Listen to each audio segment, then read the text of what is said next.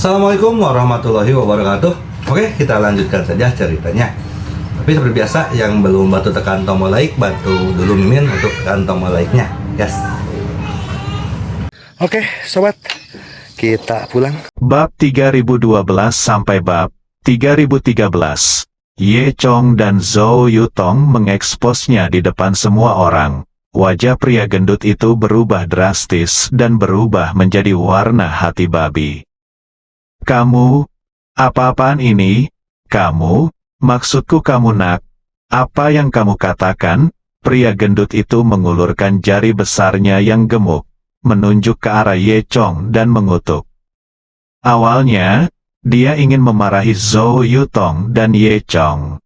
Namun, ketika dia mengira Zhou Yutong adalah keponakan Cai Xianggu dan wanita tertua dari keluarga Zhou Diluzu, pria gemuk itu tidak berani mengatakan apapun.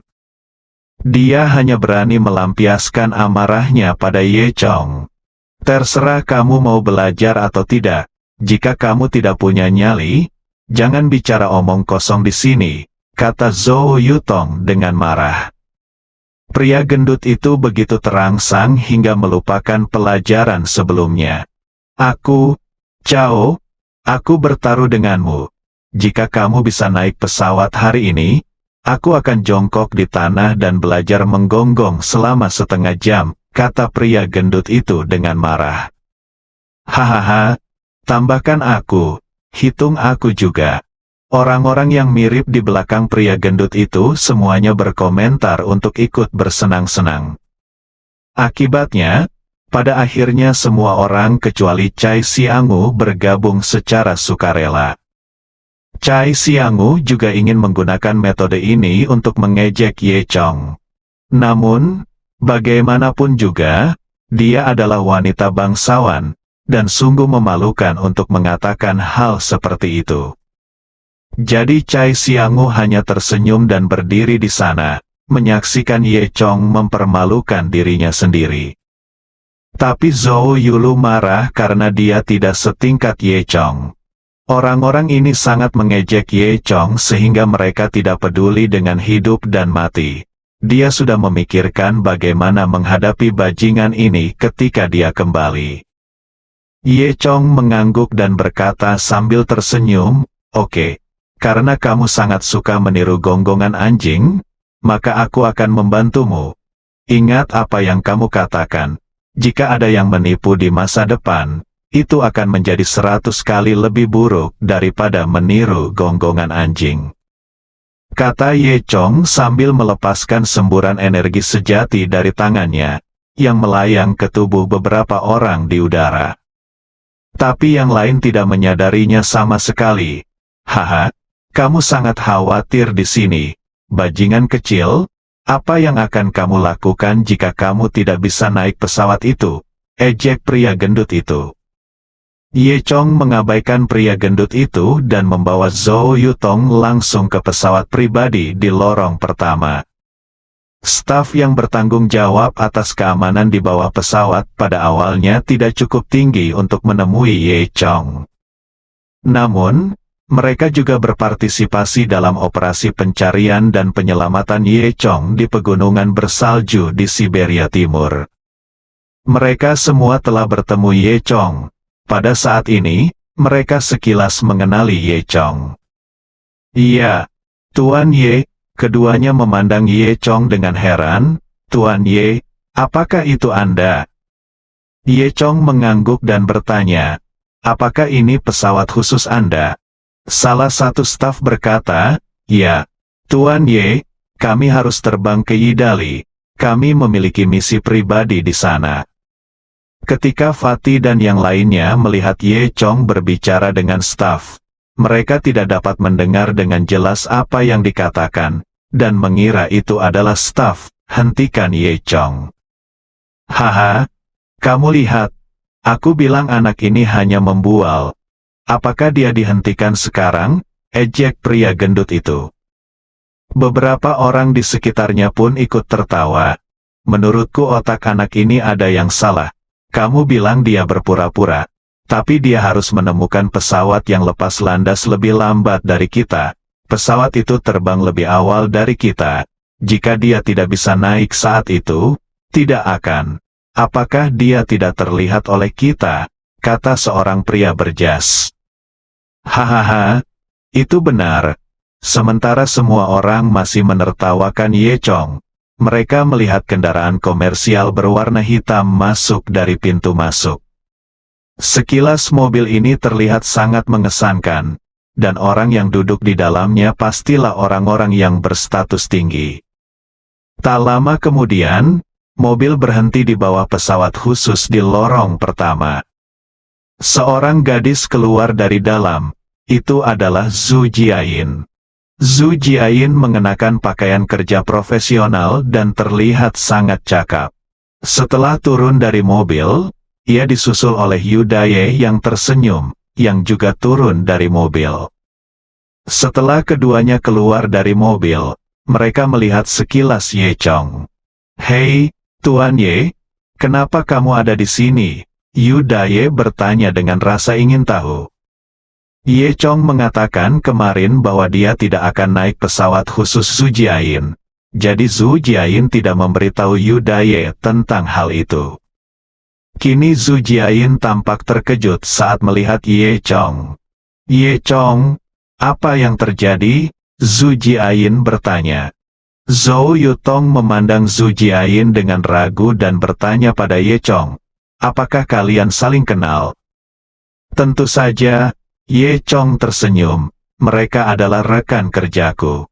Zhou Yutong mendengus, "Jadi kalian saling kenal. Jadi mengapa bukankah kamu memberitahuku sebelumnya? Aku sudah lama khawatir sekarang." "Haha, jangan bicarakan itu di sini, ayo kita bicarakan di pesawat." Yu Daye tersenyum. Setelah itu, Ye Chong dan Zhou Yutong naik ke pesawat di bawah tatapan terkejut dari Fatih dan yang lainnya. Zhou Yutong berbalik dan melambai ke Zhou Yulu. Ye Chong dan Yu Daye berjalan di belakang. Yu Daye menyeringai pada Ye Chong dan berkata sambil tersenyum, "Penerbangan ini akan semarak." Ye Chong menyentuh hidungnya dan tiba-tiba merasakan perasaan tidak menyenangkan. Dengan cara ini, Ye Chong dan Zhou Yutong naik pesawat di lorong pertama. Bagian dalam pesawat sangat luas, dan karena ini adalah pesawat pribadi, tempat duduknya tidak banyak. Sinar matahari menyinari jendela mesin, menerangi bagian dalam. Interiornya semuanya bergaya kayu gelondongan dan terlihat sangat hangat. Terdapat meja panjang besar di tengah setiap dua baris kursi, tempat duduknya berseberangan dan sangat luas. Ye Chong menemukan tempat duduk dekat jendela dan duduk, dan Zhou Yutong duduk di sebelahnya. Zhu Jiayin duduk di hadapan Ye Chong, dan Yu Daye duduk di sebelah Zhu Jiayin. Tak lama kemudian terdengar suara boom, boom dari pesawat. Setelah meluncur menuju landasan yang telah ditentukan, pesawat mulai berakselerasi lalu lepas landas. Menyaksikan pesawat yang membawa Ye Chong dan Zhu Jiayin terbang menjauh, Fatih dan yang lainnya tercengang. Cai Xianggu juga tampak terkejut. Awalnya dia mengira Ye Chong hanyalah anak laki-laki biasa, tapi dia tidak menyangka ada hubungan seperti itu. Jika dia tidak ada hubungannya dengan keluarga Zhou, Cai Xianggu mungkin mengira semua ini diatur oleh Zhou Yulu.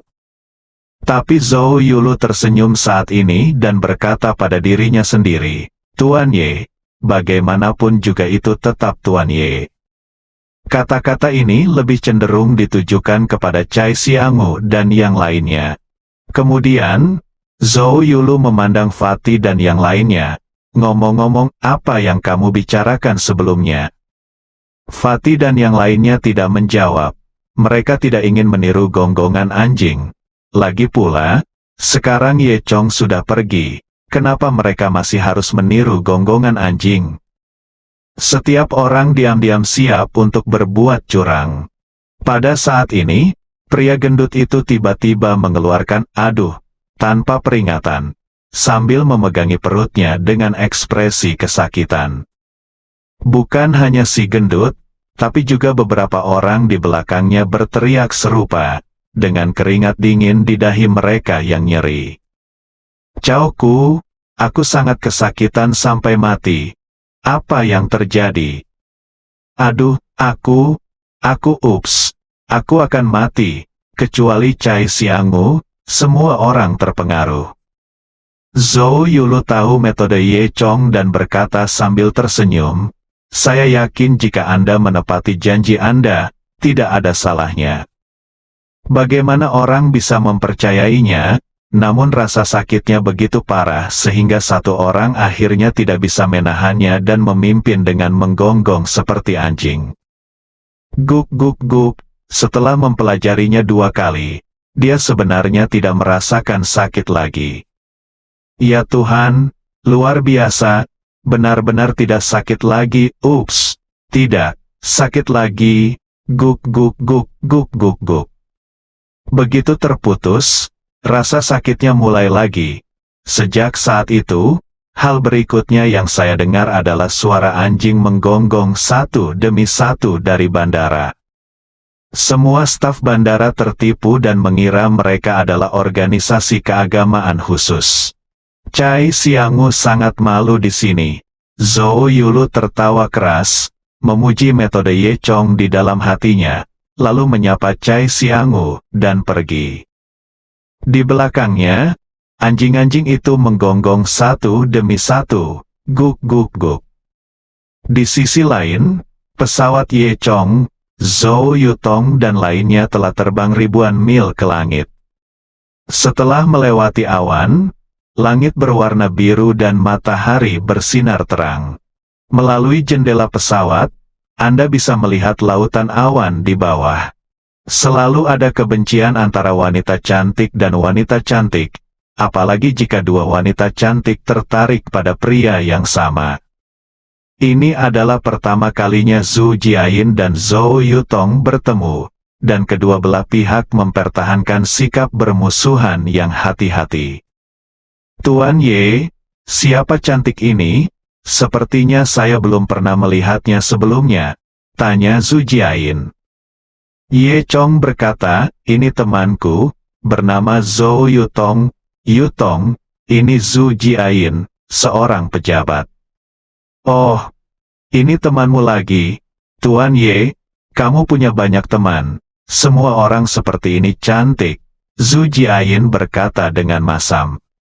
Zhou Yutong mengangkat alisnya, apa, Ye Chong, apakah kamu punya banyak teman?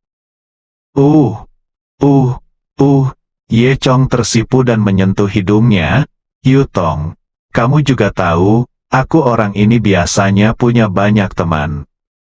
HMPH, Zhou Yutong mencubit Ye Chong dengan marah. Yu Daye di sebelahnya diam-diam menatap Ye Chong dengan senyum jahat di wajahnya. Zhu Jiayin berkata, ngomong-ngomong, Tuan Ye, saya hanya punya beberapa pertanyaan dan saya ingin bertanya kepada Anda sendiri. Ayo pergi ke sana dan saya bisa menunjukkan beberapa informasi kepada Anda. Sebelum Ye Chong bisa menjawab, Zhou Yutong meraih Ye Chong dan berkata, tidak, Ye Chong, aku harus memberitahumu, senior batch gila ingin membunuhku setiap tahun, milikku telah muncul dengan plot baru. Dan aku baru saja akan memberitahumu tentang hal itu, Ye Chong. Es wajah tua itu memerah, ya, itu dia, Zhu Jiayin mendengus, tersenyum, dan berkata, Nona Zhou, hubunganmu dengan Ye Chong benar-benar tidak biasa. Zhou Yutong mengangkat dagunya dan berkata dengan bangga, itu benar. Melihatnya, Yu Daye menyeringai, Ye Chong benar-benar menyesal menaiki pesawat ini saat ini. Dia seharusnya tidak begitu muda dan energi dan bersikeras untuk bersaing memperebutkan keunggulan sekarang. Jika dia diberi kesempatan lagi sekarang, dia lebih suka menggonggong seperti anjing daripada naik pesawat ini.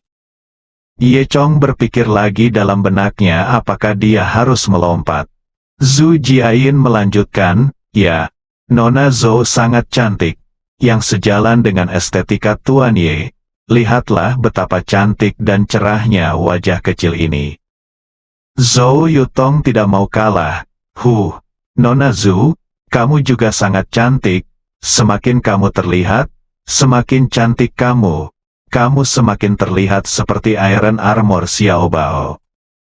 Jika kamu mengatakannya seperti itu, menurutku kamu agak mirip dengan Xiao Song yang berakting di sketsa, tapi kamu jauh lebih cantik dari dia, kata Zhu Jiayin. Zhou Yutong berkata, aku tidak seputih kamu. Kamu telah mencapai tingkat keputihan yang baru.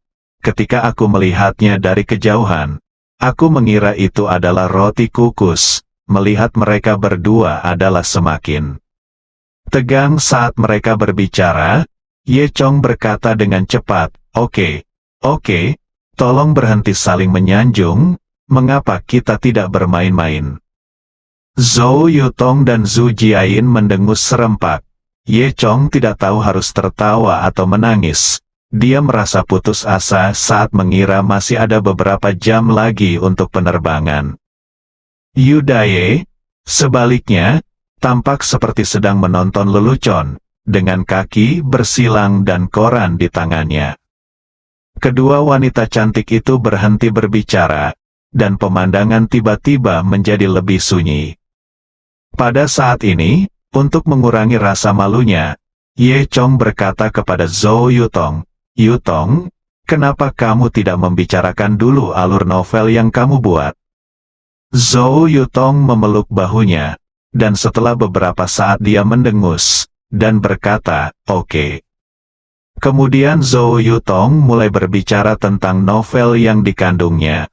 Kalau begitu aku akan membacakan untukmu beberapa bagian yang telah aku tulis. Saat dia berbicara, Zhou Yutong berdeham. Beberapa tahun kemudian, Apo datang ke makam ayahnya. Apo berlutut dengan sedih dan berkata kepada ayahnya. Sang ayah berkata, Ayah, mohon beristirahat dengan tenang. Dengan kultivasiku, aku tidak akan pernah bisa membunuh teman sekelas seniorku yang gila dan membalaskan dendammu dalam hidup ini. Aku bahkan tidak bisa membalaskan dendam ayahku. Jadi betapa malunya aku kamu, nak. Saat dia berbicara, Apo merasa kejam, mengeluarkan pedang panjang, dan kemudian memotong salah satu sudut jubahnya. Dia berkata, mulai hari ini, aku akan memutuskan hubungan ayah anak denganmu. Aku akan membalas dendam karena telah membunuh ayahku. Tolong tanyakan pada orang lain, selamat tinggal. Lalu, Apo pergi tanpa menoleh ke belakang. Setelah membaca ini, Zhou Yutong menatap Ye Chong dengan mata besar dan bertanya penuh harap, bagaimana? Apakah paragraf ini bagus? Ya. Ini dia. Ye Chong menyentuh hidungnya. Tidak buruk, tidak buruk. Zhu Jiayin di sebelahnya juga terkejut. Kamu memang jenius. Zhou Yutong sangat bangga dan berkata, saya juga menulis paragraf lain. Saat dia mengatakan itu, dia membaca lagi, tinggi Zhang Qiyu adalah 1,5 meter 8, cantik sekali. Diam-diam dia sudah lama berjanji pada Abo. Saat ini, berjalan di kampus bersama Abo yang tingginya 1,92 meter. Dia merasakan kebahagiaan yang tak terlukiskan.